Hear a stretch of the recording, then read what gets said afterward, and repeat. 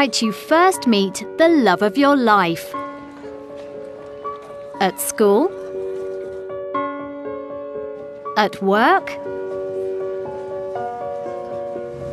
On holiday? Or just while you're waiting for a train one day? Ask any couple and they will be able to tell you the story of how they met and decided to spend the rest of their lives together. We met at a wedding in France, a mutual friend's wedding. In Cannes, to be precise. It was a lovely wedding, yeah. She was a bridesmaid and I was one of the guests, and we hit it off. So how did you end up together? We hit it off at the wedding. We were put at the same table. We put at the same table. We got on very well. It was a 3-day wedding, so we got to know each other very well over those 3 days. She's from Boston in the States, so she went back there. I went back to London, where I'm from here. And we sort of had an online relationship, didn't we? And then Skype yeah. For a couple of months. And then she came to London to do her MBA. And we spent about a year together in London, and now... Year and a half. And now we're in Boston living together. We met on Tinder, an online dating app. We're both sort of in a similar sort of mindset. We're both quite fresh out of long-term relationships. I think we both went in like not really looking for anything special, but then the more we started talking, the more just things progressed, and now we're like about 2 years in. But in an increasingly busy world, you sometimes struggle to meet new people. And occasionally, it takes something a little out of the ordinary to bring two people together. This is Olivia and James. They've recently got engaged and they're planning their wedding, which will take place in Scotland next year. Olivia and James's love story had quite an unconventional beginning. I put myself forward for a blind date in a magazine, in a national newspaper. And 9 months later, I got an email saying, "We found somebody, would you like to go out for dinner and meet this mystery person?" So that's how I met James, was turning up to a restaurant and seeing him for the first time. I also wrote into the magazine, and 2 days later they contacted me and said, "Actually, I know we said we wouldn't find anyone, but we have found someone. Would you be interested in going on a blind date?" To which I obviously said yes. And about a month later, we met at the restaurant. I was told Olivia's name, and I was told what she did, how old she was, and a few interests, and that was it. Yeah, it was the same, and they told me that James was interested in architecture, writing, and theatre, I think. Oh, yeah.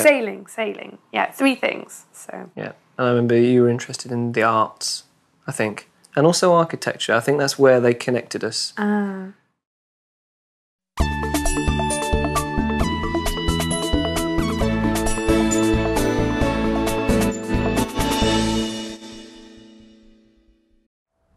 The very first time James and Olivia met was at a restaurant booked by the Guardian newspaper.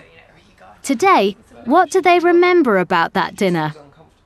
Well, that evening was very memorable. We talked about all kinds of different things. We talked about sailing and how we'd done the same run a few weeks earlier before we'd met.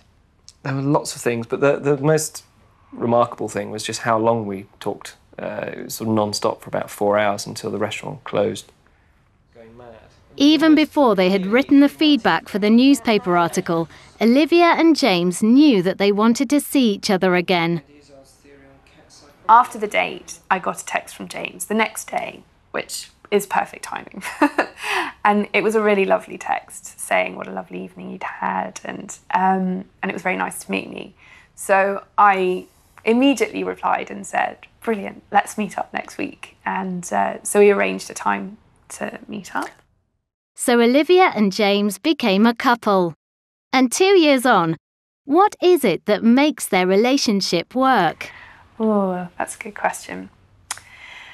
I think what makes our relationship work is, well, we've both got a good sense of humour, and I think James is hilarious. So I'm laughing a lot all the time. That is very important, humour, I think. Yeah. Not just general laughing, but being able to diffuse moments with humour is very important. And if you don't share a sense of humour, it's hard to do that. And the relationship works so well that they've decided to spend the rest of their lives together. We had known each other for just over 2 years when I proposed. Yep. About 2 years and 2 months, I think. We were going to the theatre to see a play, and it's the National Theatre, which is quite a cool building. And I thought I could propose somewhere in the theatre. So we then arrived at the theatre. Olivia said, "Oh, I'm really looking forward to lunch. I'm very hungry." I had been promised lunch before the play, and then there was this change of plan. And I got really grumpy. I said, "Why don't we just go on a tour? Because we don't have time." It'll be brilliant. It'll be a great, they're really good. It'll be really short." He said, "No, it won't." I went, "Come on. It'll be brilliant." And so Olivia stood there with her arms crossed whilst I waited for the lady to arrive to take us. Yeah. She took us straight to the biggest stage at the National. There are 3 stages, and the biggest is the Olivier stage.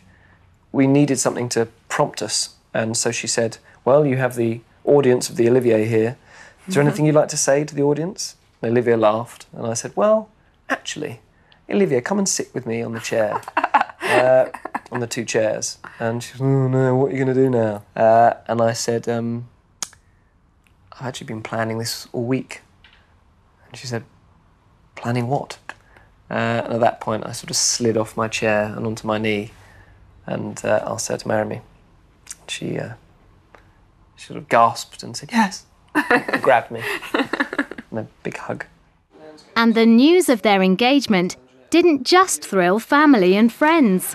The girl who set us up, she was lovely. And she was lovely, as things worked out. We stayed in touch with her, and, we told her quite quickly when we got engaged, because she'd been doing that job for quite a number of years, and we were the first couple she'd set up to get married. So apparently when I sent the email or text or whatever it was, she stood up in the middle of their open plan office and put her hands above her head and said, We've got a blind date wedding.